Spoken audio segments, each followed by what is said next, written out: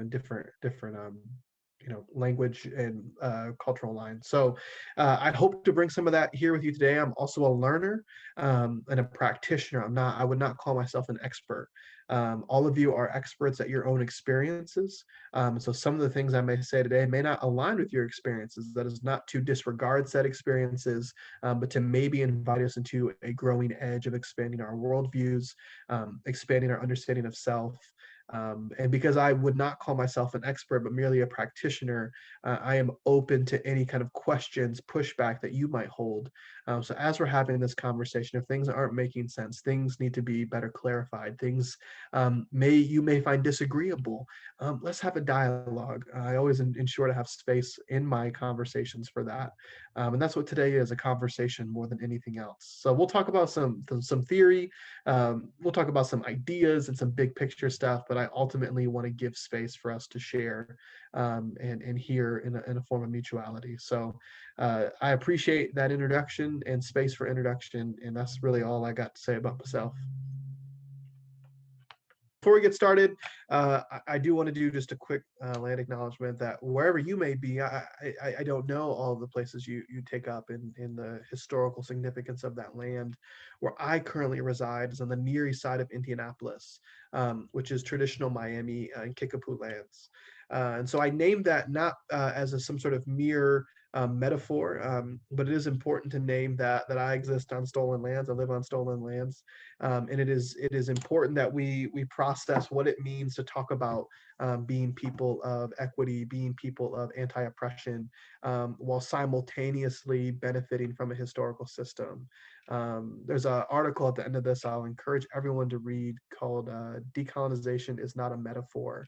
And as I am helping us work through some of these ideas today, I also want to name that I am working through what does it mean for me to not exist in just solidarity, but actual practicing of the decolonization efforts that some of our native family are seeking to do, our native neighbors are seeking to do. And so while I have plenty of opportunities to share where I am learning and what I know, I have plenty of other growing edges. And truly honoring the land that I'm upon is one of those. So I want to make sure I name that before we get cracking.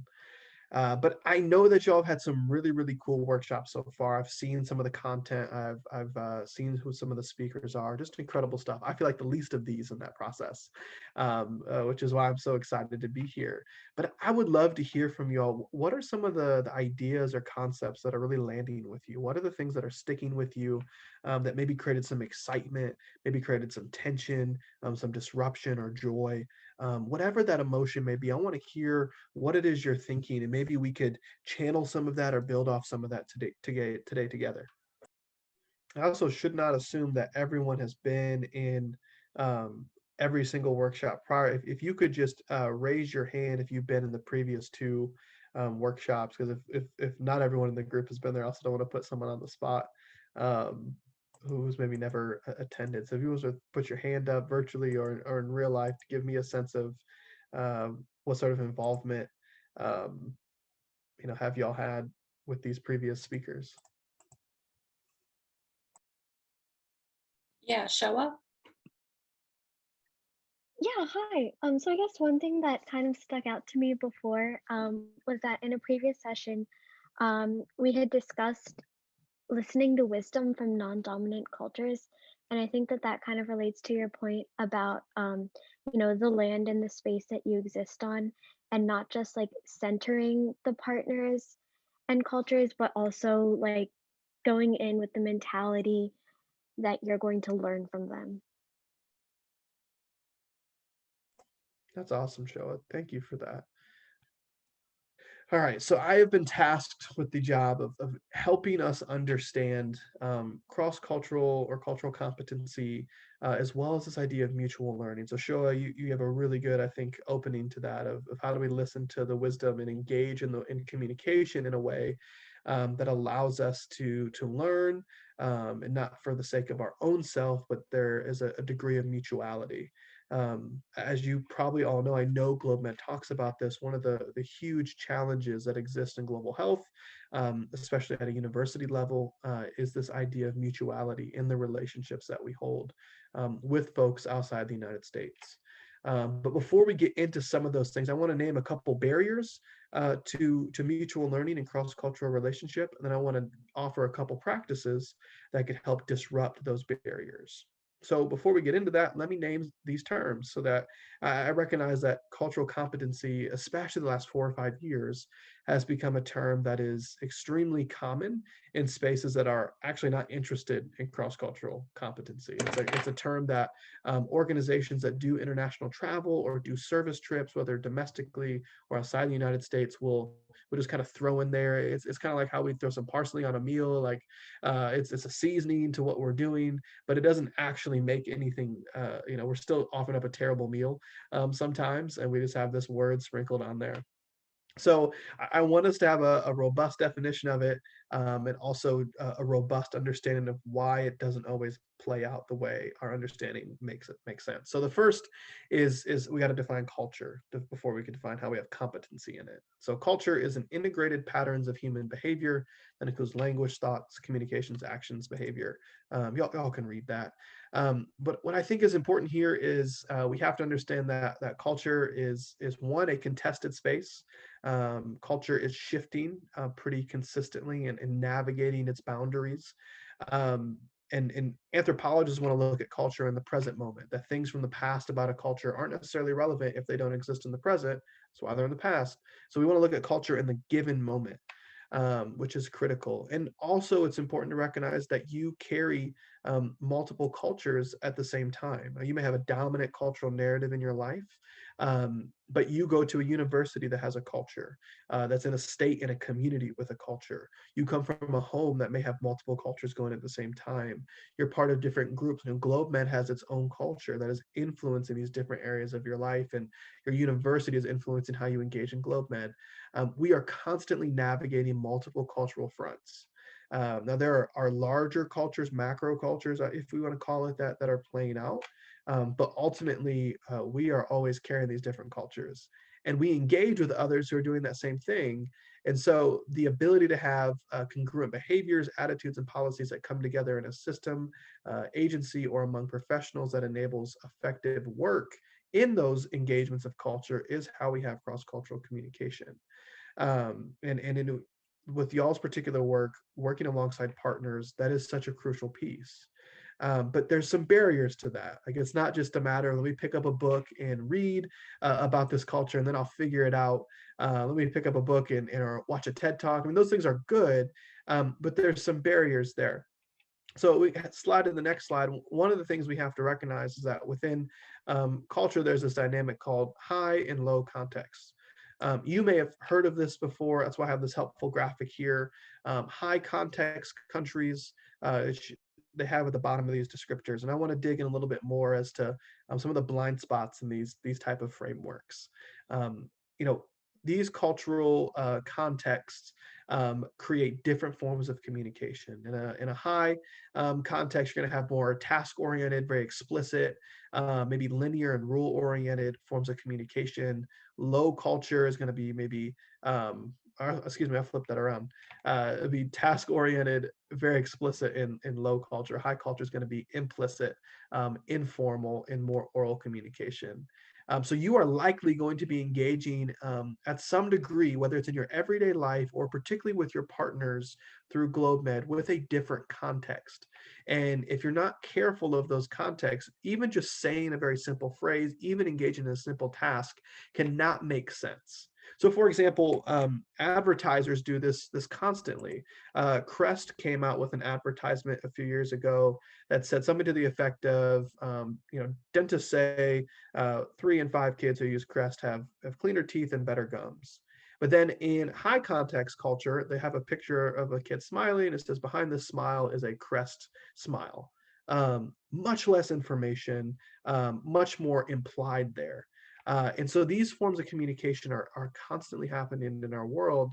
And we are oftentimes not aware of it because we may sit in that space of kind of dominant contextual narrative, dominant cultural narrative.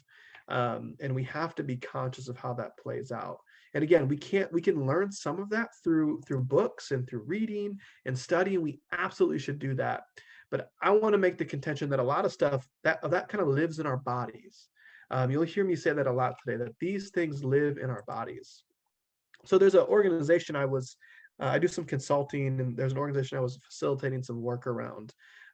They're a similar global health organization.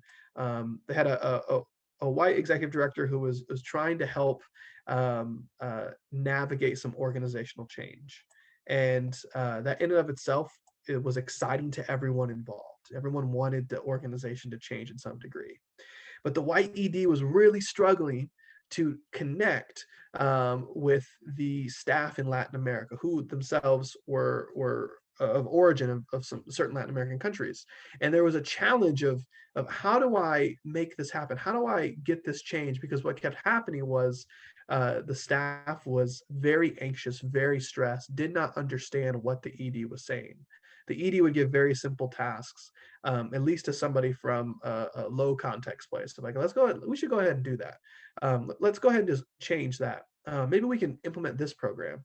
But the staff were coming from high context place. And so the kind of flippancy and the lack of kind of clear follow-up, they were inferring like, oh, he wants that done today. And when do I get that done? How soon do I do that? And he was just kind of shooting off ideas. He didn't actually care whether it got done.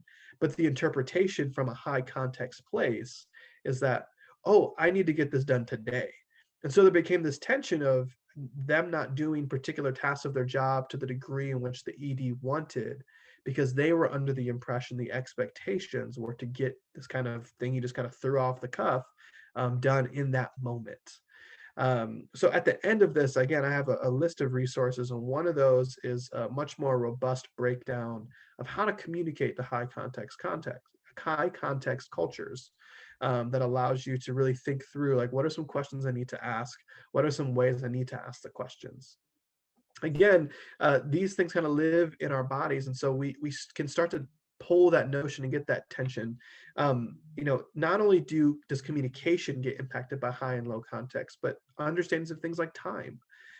When I was in undergrad, I had a chance to travel to India. I think India is just an absolute beautiful country. It's such an incredible place of like most places of great complexity.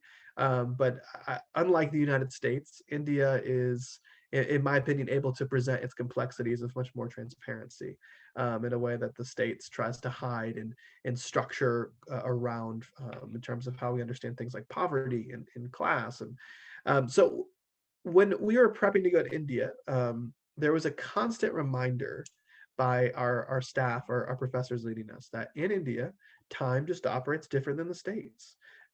If you're told the bus is going to show up at 10 and it's late, like, that's no big deal. Don't freak out.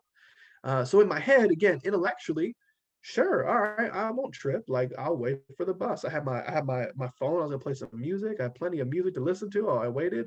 I had nothing else to do. So we would wait for this bus that was always late, and we knew it would be late. But I noticed that something within my body every day, there was this anxiety, there was tension, there was stress, there was frustration. And not just in my own body, but my classmates, that for all of them, this notion of responsibility, this notion of completing a task, this notion of managing time was done in such a way that anyone to break that created a level of tension and stress in them. And they really struggled, and I struggled to show grace. I struggled to be patient, and I struggled to actually enter into that space well because of something as small as a bus. Because the bus wouldn't show up for me. Like, that seems flippant. That seems foolish. But that was something that was very difficult for me, and difficult for my classmates. While I eventually got over it, the lesson for me there was that these cultural differences, these contextual differences, we can start to recognize how they manifest in our bodies. And if we're not careful, we could project the frustration from missing one another onto some of the folks we work with. So as you work with your partners, as you start to have these things happen, these kind of we're missing each other. I showed up and you weren't here on the meeting, you were late. I said I was going to do this on time, or you were going to do this on time, and then didn't happen. And now I'm frustrated. I don't know what's going on. We have to really take a step back and start to assess, are we missing each other on this kind of high-low contextual space? Now, again, I said in the beginning, there's kind of three barriers to moving beyond this, and I want to go to them. I think there's one more slide on high and low context. that we'll quickly kind of glance over. These again, this will be available at the end, but these are some really kind of basic breakdowns of what you'll see in a low context place. Individuals who value low context communication find high context communicator as lazy, undisciplined, and secretive, lacking transparency and unable to communicate effectively. Again, thinking about that example that I mentioned with the organization I was facilitating, the staff members really were questioning the motives and the objectives of the ED, and he was, really assessing their motives because they just kept missing each other, and they were projecting intentions onto one another versus an impact they were experiencing, which again is one of those things we have to work through. So we can go to the next slide. I want to talk about what I'm going to call barriers that keep us from moving to embodied solidarity. So I keep saying this thing: you could read a book, you could watch a TED talk, you could do a documentary, and you should do all those things. Those are really helpful. But again, like these sort of changes happen in our bodies. You could have all the head knowledge you want, but we are physically, mentally, psychologically wired to experience the world in a certain type of way. And when we're asked to engage in a culture differently, our bodies respond to that as well. And we cannot move to a place of mutuality with a partner, with a different culture, with a community, if we have not figured out what solidarity looks like in relationship. And relational solidarity does not start or end, does not end with intellectual awareness. I'm gonna say that again. Relational solidarity does not stop with intellectual awareness. You can have all the knowledge you want over systems impacted people, but that doesn't mean you're able to be in solidarity with them. So I want to say 3 barriers to that real quick, and then we'll pause for a moment and let us recollect ourselves. So we can go to the next slide, Sarah. The first challenge here was what I call inability for complex systems thinking. I mentioned cultural dynamics are really complex. There are multiple cultures happening simultaneously in the world that we live in. And what we have to be cautious of is understanding that when things go wrong, which they will, when things go sideways, which they will, when we miss somebody on the high-low context piece, which we will, we tend to just blame an individual. And so I have a picture of an airplane called an MD-80. I grew up as an Air Force kid. I've moved around a whole bunch of bases, different parts of the world. I think airplanes are one of the coolest pieces of human engineering ever. Um, uh, it just blows my mind that we could stay in the sky for hours and not fall out, and we're in these giant metal tubes. It's really dope. But it doesn't always work out that way. Sometimes we come out of the sky, and there's a lot of times a lot of different malfunctions and problems with planes, things that are avoidable, and tragedy that strikes with things that are avoidable. So the MD-80 is just a particular plane. It actually had a significant crash, I believe back in 2007 through Alaska Airlines. There's no shots at Alaska Airlines. Um, the MD-80 crashed and had a significant technical malfunction that resulted in a tremendous loss of life through this crash. And so when folks go back and looked at what the cause of the crash was, they recognize there was a small jack screw, I think it's only about this big, that sits in the cockpit of the airplane that was not greased. The jack screw controls that back tail. You can see the little fins back there, the rudders and whatnot, and the flaps. It controls that. And when that jack screw was not lubricated properly, it broke and broke its threading, and they lost control of the plane. So something this small led to that plane crashing. And so when they went back and looked at the crash, they said, okay, what went wrong here? They identified eventually it was the screw that lost control of the back end of the plane. So they take a step back and say, well, who was in charge of managing that? And they identified the repair team had not lubricated the screw. And and in our minds, in this kind of like Western Cartesian thinking, we would say, well, that person made a mistake, therefore they need to be punished or they need to be removed, or let's fix them as the problem, and then we'll keep it moving and things are working. But we are in a complex system as it relates to airlines and airplanes. We as humans live in complex systems, and we tend to just try to pick a problem out fix that problem and then keep it pushing without considering some of the systems that are creating these circumstances. Now, in the case of this particular airplane crash, the repair crew did not miss a repair. They did everything they actually were supposed to. The number of hours in between the repair and the lubrication of that jack screw actually had increased over time. Airplane regulators had said, you know what, we don't need to do it as often. Let's do it less. The airline said, we need more planes in the sky. We need to be flying more. So we need to do it less. And so the guidelines were changing, and multiple agencies and actors were changing the guidelines. So the folks who were in charge of ensuring that this was going to be done right and lubricating the screw um, actually were the people who didn't do necessarily the wrong thing or a bad job. They did what they were supposed to do, yet failure and tragedy still happened. And I say this because when we operate in complex systems, which most nonprofits are doing, they're operating in a socio-cultural, they're operating in a political landscape, they're operating in these different cultural landscapes. You and I, as actors in those, are also bringing our own kind of dynamics into the space. These become very, very complex systems. And especially over the summer, we're doing things virtually. And we're going to run into this problem of unruly technology that in certain parts of the world, things are not going to be as smooth as your internet and my internet might be. My internet's barely smooth half the time. And that puts a tremendous stress on accomplishing things and getting things done. But many times we just try to find a singular actor or cause as to failure or problems arising. And what I want to invite us into doing today is considering the complexity of the systems. I use this example because when we take a step back, we recognize that it's not necessarily the crew that was supposed to change the lubrication on the screw that made a mistake. It was a series of slow incremental changes away from a norm. It was a piece of unruly technology that wasn't assessed and monitored as close as it could be. It was a cultural acceptance that within the company, they were going to be okay pushing those limits on checking the plane and all the particular parts of it. And ultimately, the pilots, kind of spazzed out at the end. They didn't know what to do, and so there was some mistakes on that level too. Maybe not enough to stop the event from happening, but it was a culmination of failures that on paper aren't actual failures because our systems are often set up to have a very narrow focus on what success is. And therefore, we have a very narrow focus on what failure looks like. Yet tragedy and problems still arise. And as you think about your partnerships, you may have a very narrow view of what does a successful partnership look like?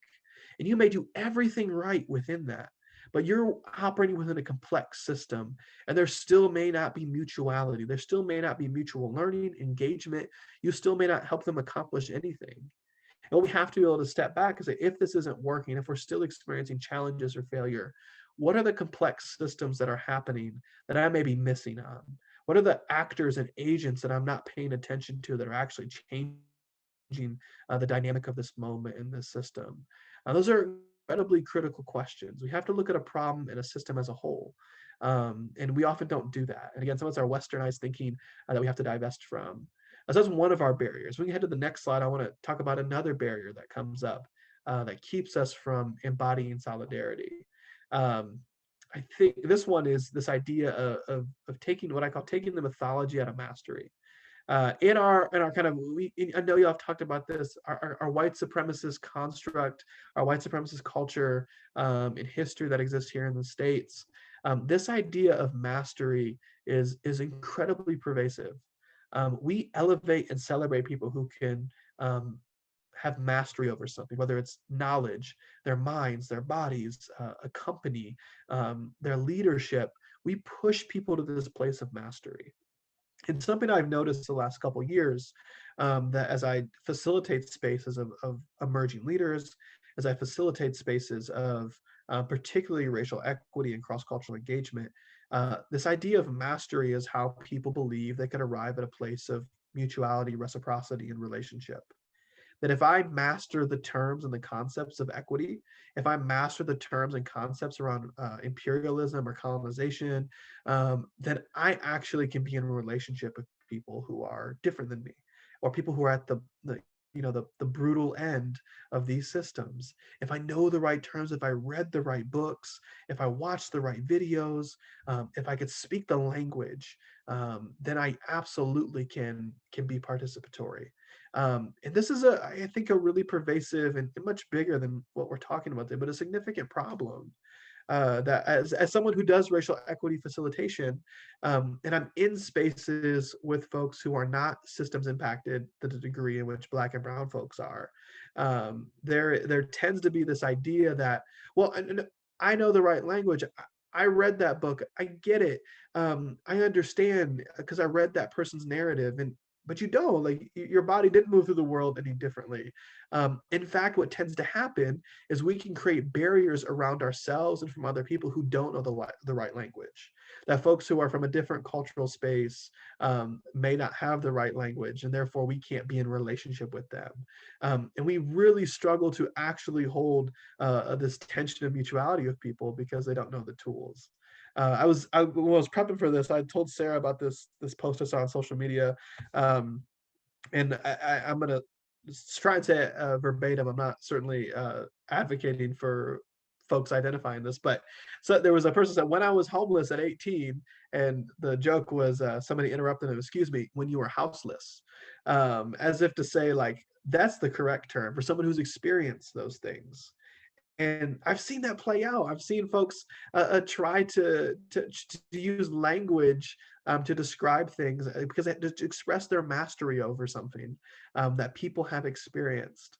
So that is not to say we should not pursue language. That is not to say we shouldn't learn the beautiful ways in which our language is adapting to become more inclusive, to become more anti-racist, to become anti-colonial. We should learn those tools, learn those languages. Absolutely. But sometimes there's this notion that if I learn them, I have escaped those systems. If I've learned them, I have escaped the complicity in those things. And what I want us to do is avoid that and fight back on that urge. And in some of the framework of white supremacy is this idea of intellectual ascension, that if I can learn my way out of these problems, then I therefore am not part of it. And if we carry that into our partner relationships, we will continue to be part of systems that oppress the same people we're trying to help. We're undermining our own work. We are hustling backwards. And I don't want us to be doing that. Our partners don't want us to be doing that. It's not healthy for us. It's not healthy for the world. So that I'm gonna get off my soapbox on that one, but I think that's a huge barrier we got to work through. And then the third one is taking shame and guilt out of the equation. And so, Sarah, if you could hop to the next slide for me. Um, oh, yeah, let me read this real quick. Mastery tells us that we must be fully formed and self sufficient today. This is not realistic, and instead is a long journey of reflection and self discovery. We cannot arrive at those points without self care. We're going to get to that. Is that Brene Brown quote in there? Did I accidentally delete that? No, I I'm think not that good. is the Brene Brown one. Oh, that's the Brene Brown. I don't know whether I might have deleted it because I'm terrible with PowerPoint. So forgive me, y'all. The third point in here um, was that shame and guilt are also significant barriers to this. I appreciate Brene Brown, and she has this really beautiful dynamic that I want us to hold today.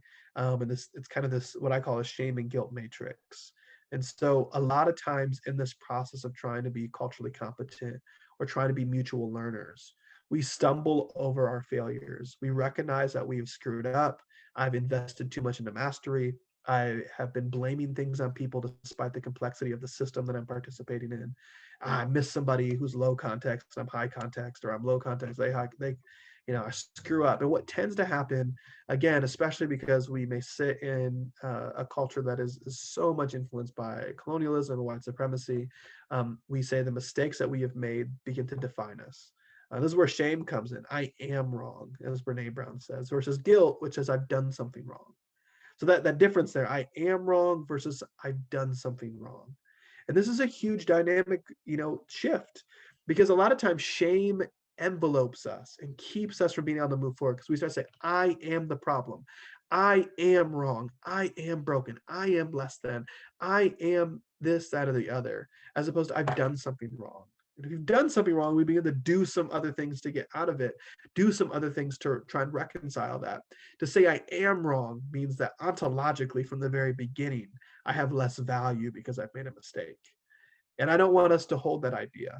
And I see a lot, and I work with college students on a regular basis. I see a lot of just, shooting ourselves in the feet, beating ourselves up, giving ourselves this harmful self-talk because we are complicit in systems. We are ashamed of our privileges. We don't know what to do with them except beat ourselves over the head as I am worthless. I am less than. I'm a privileged person, therefore I am less than. And again, as a person who doesn't have all the privileges in the world, I don't want that. That doesn't help me. What I need folks to do, what folks who are systems impacted need you to do, is not sit there and beat yourself over the head that you're white or you're upper class or you're able-bodied or you have a level of citizenship that others don't have. What we need is our behavior to change and our actions to change. We need to feel guilty. We don't need to feel shameful. And that's something that I think in our kind of conversations around anti-oppression can get us hung up, is that we're motivated by shame sometimes, that says I am a problem, I am wrong, I am bad, I am broken. Um, and honestly, we internalize those messages and we spend so much of our lives, again, pursuing mastery to avoid this narrative of shame. We work really, really hard and don't know what it means to take a break and slow down. We don't give others that same grace. The shame part destroys us, yes, but also can harm others. Um, thank you, Christine. I totally missed that it was on the slide with the airplane because I have some notes up and I missed that. So here's how we get out of some of that. Now, before we get there, I'm moving what I feel like is a mile a minute. I'm going to stop and take a breath, and I want you to stop to take a breath. I just hit you with a lot of information. Um, Talk to me about what you're thinking. Talk to me about what you're feeling. What's coming up for you? Is this making sense? Are you finding that it's landing? Um, yeah, talk to me about what's going on in your head, or even what you're experiencing in your body. Are you feeling tension in your back? Are you feeling, your heart palpitate faster? Are you feeling warmth in your hands? Those are things that are worth noting as well.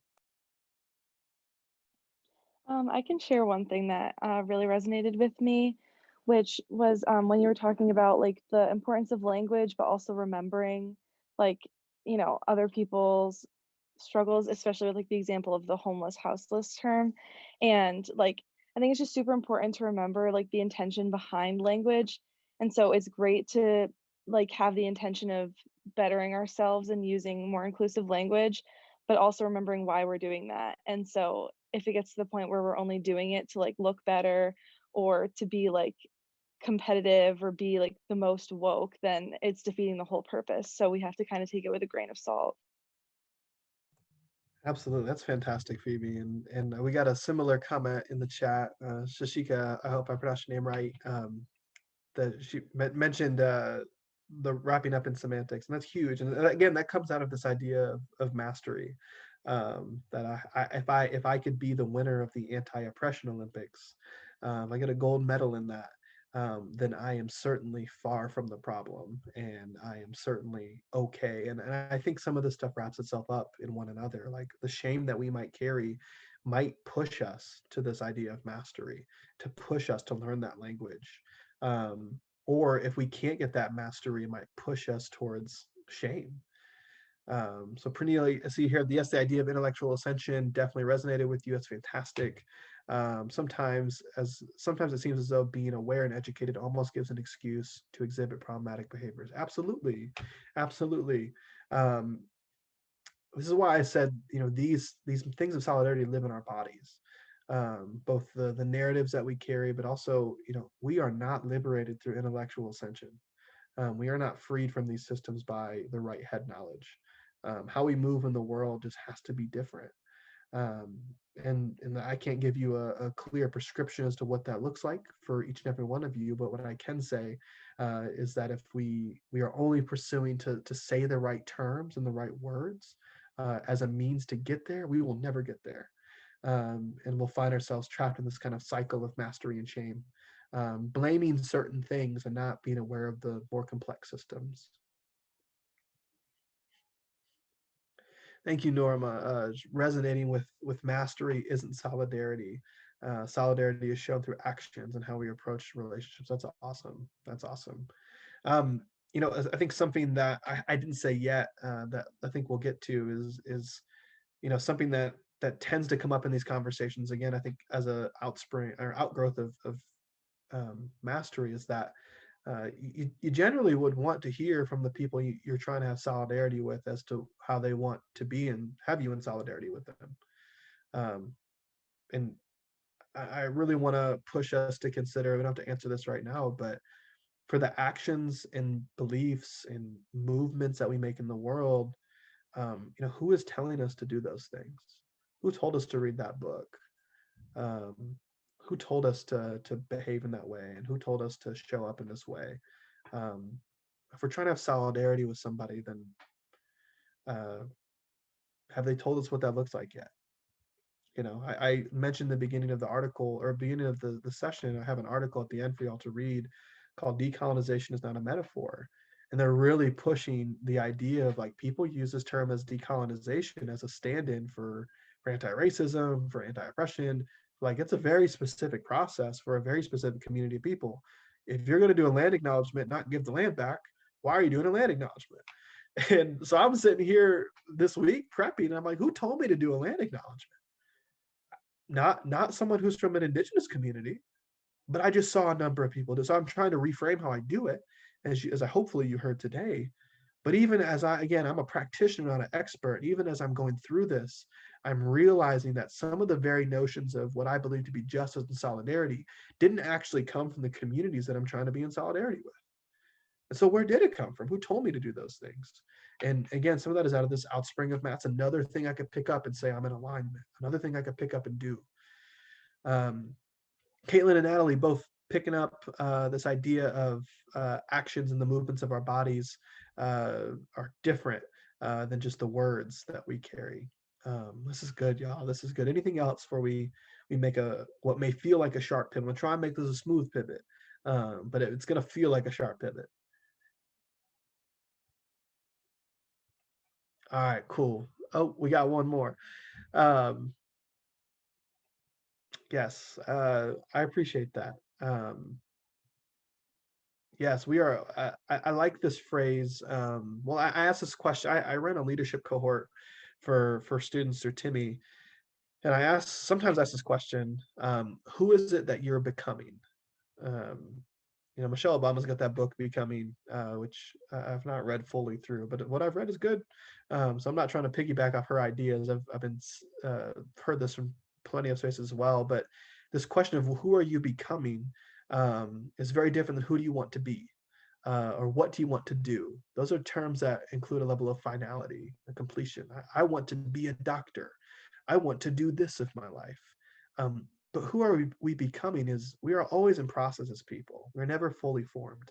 We're constantly reconstructing our containers that we hold the world in, breaking them down, rearranging them, building them back up. That's a really beautiful thing. But mastery culture tells us we have to have a completed, fully established project. We have to be fully sustained and self-sufficient people right now. So we got to get all the knowledge we can, do all the experiences we can, leave university fully formed, ready to tackle the world. And that's just not true. You don't leave college ready to do a whole lot of things well. I'm sorry if that's disappointing to anybody. You can do some things, but you relearn so much after you leave. And that's okay because we are in process at all times. So I really appreciate that thought. All right, Sarah, let's pivot. This last sentence here is going to be our transition. We cannot arrive at a place of growth. I don't remember what that last thing said, but without self-care. So I want us, the first step I want us to be doing is reimagining self-care. We're going to talk about what self-care is, and then I'll explain what in the world it has to do with solidarity. So you go back. You're doing good, Sarah. You go back to that slide. You had it. So Dr. Shanika Walker Barnes is a anti-racism practitioner that I subscribe to and really appreciate. One of the she's does a lot of writing on self-care. So I have two quotes from her I want to share with y'all. One is grace means that we must learn to see ourselves with compassion, to embrace our full imperfect humanity, and to listen to the truths that emerge from our lives. Again, that stands in contrast to this idea of mastery, this idea of what we may have been told about what solidarity looks like, that we have to embrace our full and perfect selves in the moment. Go to the next slide for me, Sarah. So the first rule of self-care is to believe that you are worthy of self-care. So if you're a person that's holding shame over your life and that you have to constantly work to get out of these systems of oppression, constantly work to exhibit your solidarity, constantly work to present your mastery, you will never see yourself worthy of self-care. Genuine self-care is about wellness, physical, emotional, spiritual, and relational wellness. It consists of activities, habits, disciplines, and thought patterns that we integrate into our life on a regular basis to maximize our health and well-being. Some practices are daily, others are weekly, monthly, quarterly, or yearly, but self-care is a part of everyday life. Now, I know y'all are intelligent and can read that, but I wanted to say it out loud because of how important this is. I work with college students and I work with folks who are in the adult world doing their job day in and day out. And for both kind of clouds of people, this idea of self-care is extremely foreign. So before I get into that a little bit more, I first want to hear from y'all.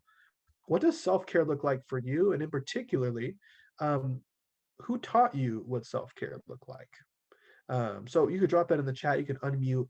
No need to raise your hand. I just want to hear. Let's take a couple minutes, and I want to hear what we're thinking around that.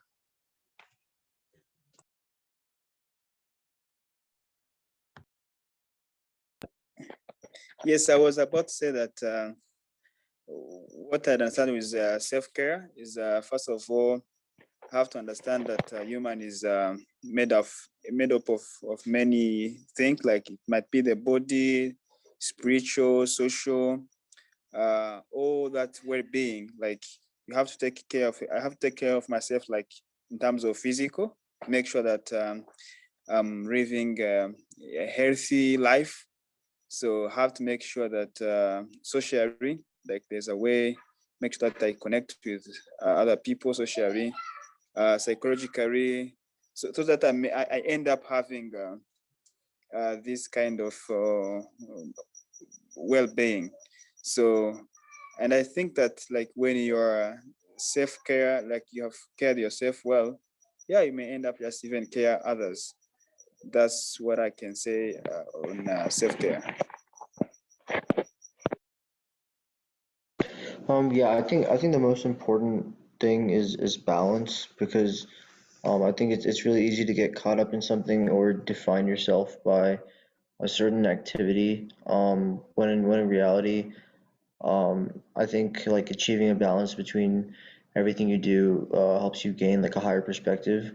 And I think that helps a lot when dealing with with difficult moments because you have like a good sense of exactly what's going on and like how some small event might play in your whole like life. So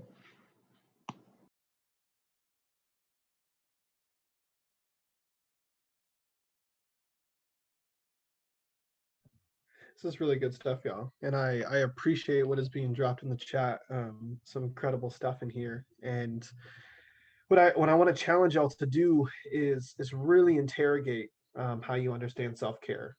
This quote from Dr. Walker Barnes is really helpful. And something that I've noticed again in my work with college students is that sometimes we don't give ourselves space to actually practice self-care. And Natalie beat me to the punch in the chat. I was going to say we have to really listen to what our bodies are telling us. Because what tends to happen for a lot of students that I work with and a lot of leaders in general that I'm coaching is that folks are only practicing self-care when they've hit the absolute end of their rope. Yeah, I took a nap today. Okay, cool. Why'd you take a nap? I fell asleep in class. But that I don't really know. I mean, that's good you did that, but like maybe we should step back and consider why we're falling asleep in class, and maybe self-care is that nap. Yeah, but how do we also find a way to reorient ourselves to not be falling asleep in class? I had a student that I was working with last semester who was studying up until 2 a.m. most nights, and then I can't practice self-care because I don't wake up in time for class and then I'm late every day. And it's like, well, maybe we just have to change our schedule a little bit. We don't get to this place of self-care if we aren't listening to our bodies, if we're not meeting some of those core basic needs first. Like going to treat yourself to a lunch during a break in the day is good. That's just feeding and fueling your body. I want us to take that a step further, that that you are worthy of actually being taken care of and not just fueled as like an object or a vessel or a meat suit to get from point A to point B. Um, And also something that's important in terms of how we understand self-care is that a lot of times, that's why I asked about who taught you self-care, and we got some good answers there as well, is that for some of us, self-care is understood through kind of a lens of capitalism. I'm going to buy this service, I'm going to buy this product, I'm going to buy this experience, and those are not all inherently wrong or bad. So please don't hear that. But sometimes our whole entire self-care framework is built around somebody else who is already in a vulnerable or marginalized space, pampering or serving us. And so I think we also need to interrogate of if we're going to be serious about this idea of solidarity and mutuality in the world that we live in, how, and even with our partners, is how do some of the things that we, use as self-care generate impact on the world. Like growing up, my father would buy like a new speaker, a sound system or something, or a new phone. Like he would never treat himself or just practice self-care. Like that's how he would think he was doing it. And that like impacted me to where like a new piece of technology is really cool, and like is kind of my knee-jerk reaction, which I'm fighting against, or like a new pair of shoes is one of the things I'm fighting against. But those, to participate in those systems in a very frequent way or as a means of self-care, requires that I kind of ignore the ways in which the global technology industry robs other countries of precious materials or forces people into mining situations. It doesn't take into account the ways in which people are given subhuman conditions to work and make my shoes to make me feel better, when I don't practice self-care in any other part of my life. So we have to interrogate some of those things. And again, I'm in that process with you, doing that together. And I think self-care, as Sarah said, in a team context, if we can't bring our balanced self, we can't bring our sustainable self into the mix, we cannot be serious about the long and necessary work of mutuality. We cannot be serious about the long and necessary work of building cross-cultural relationships. That takes time, that takes commitment, that takes energy, and we cannot do that if we haven't adequately given ourselves space to recharge and be refueled, and give ourselves space for self-reflection. In the self-care practice, if you hear nothing else today, let it be invest in your self-care practice. And as Dr. Walker Barnes says, some are daily, some are weekly, monthly, quarterly, or yearly. How can you incorporate that on the teams that you're part of? How do you incorporate that into your chapters? How do you incorporate that into your partner relationships? How do you support your partner in a way that might give them space for self-care if that's something that they're open to? Those are all things that I'm wondering about as I kind of put this piece together. So we're going to pivot to my last maybe tool to help us break out of those three barriers I mentioned in the beginning. This is not a comprehensive list. Again, I only presented two, but these are two that I see as a tremendous aspect of our toolkits to be helpful, and that is effective storytelling.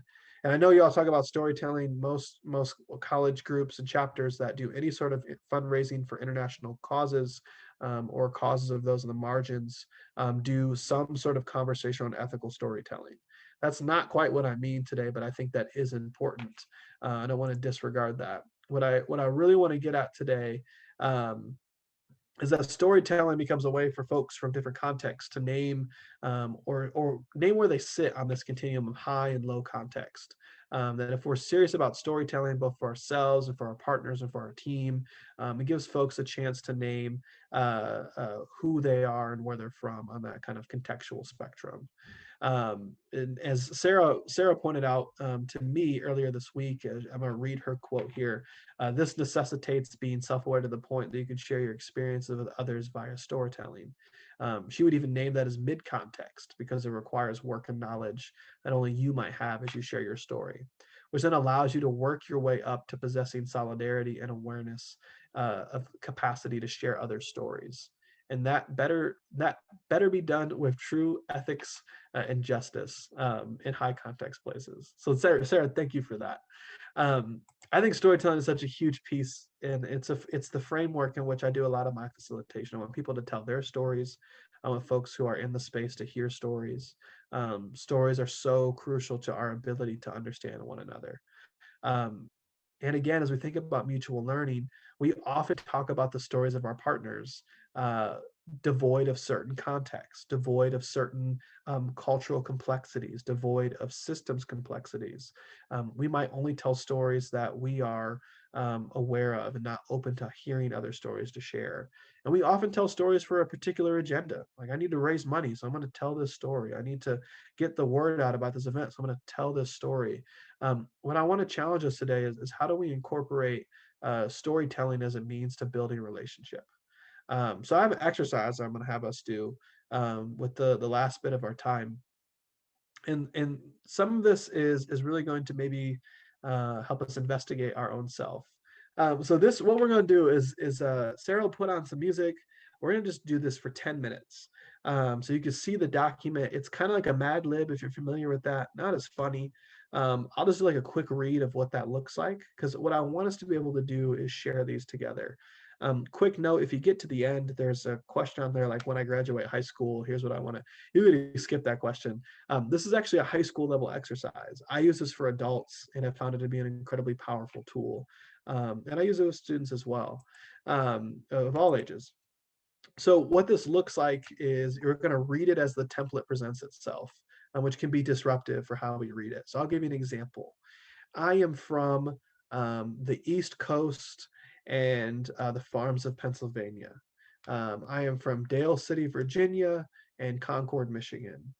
I am from sharecroppers, truckers, planters, and carpenters. I am from a small country house and from an inner city community. I am from football on Saturday mornings, hiding our anxiety. I am from Skittenhelms, Riddicks, Wingates, from Browns and Riddicks.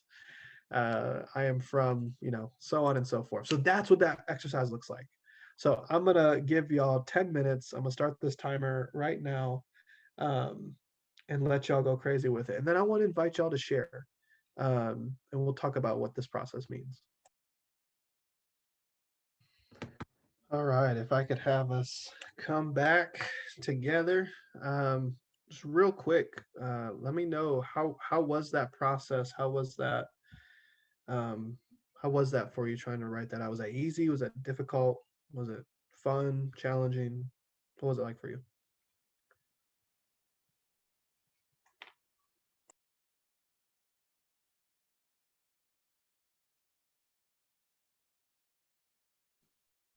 This is a little bit random. I thought it was interesting how it was a little more difficult than I was expecting it to be. It's just there were a lot of things on there that seem like they're like very simple things, like asking for like traditions or like things of your past family members that I've kind of realized I don't actually know a whole lot about, which I don't know, I found kind of surprising.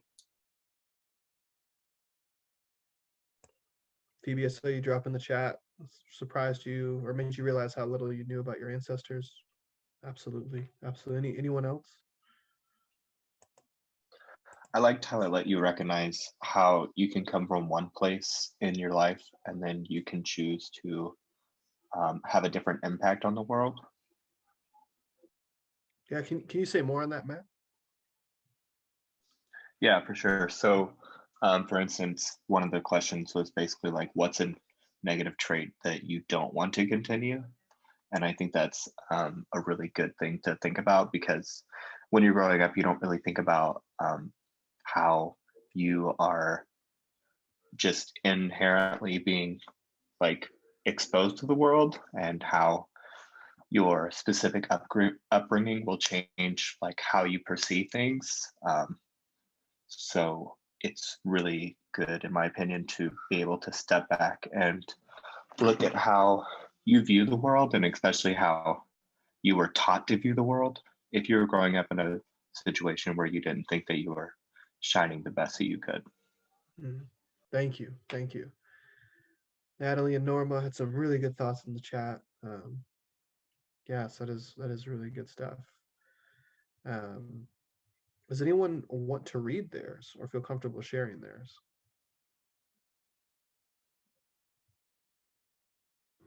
I was just gonna add on to what I said about how my parents have always had all these traditions or things that they've always celebrated since they were kids, but how that's changed since coming to the US like many, many years ago. And it's more like it's kind of conformed to US standards, but I guess there's a hint of where they once came from. Wow, excuse me. Do you ever get a sense that there's grief from them for that transition? Yeah, my parents are also the kind of people who would call my aunts and uncles and cousins every day just to check up on them and to talk. And I think they feel sad that they're missing out on a lot of it. Gotcha. Thank you. Thank you. And does anyone else want to share or add any reflections to their experience writing this?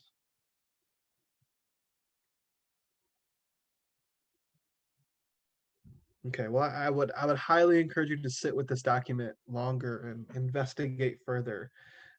There is a Baldwin quote, James Baldwin quote. I'm not remembering off the top of my head, but we have to look back.